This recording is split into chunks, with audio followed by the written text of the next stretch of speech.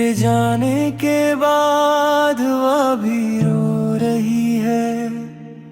हर शाख हर पत्ता जैसे सोग में खो रही है। आसमान भी आज कुछ झोंका सा लगता है।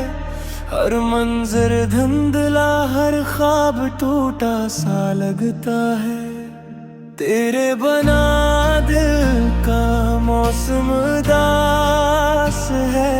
हर लम्हा जैसे कोई खोया एहसास है। यादें गुनगुनाती है पर आवाज नहीं। दिल की दुनिया में अब वो साज नहीं।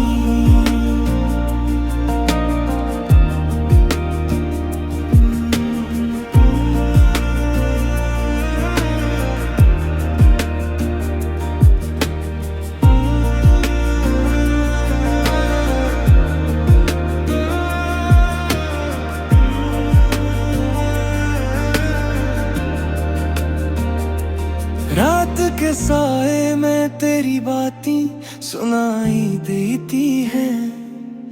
तारे भी अब तेरे कदमों की चाप सुनते हैं। चांद भी गुमसुम जैसे कुछ छुपा रहा हो।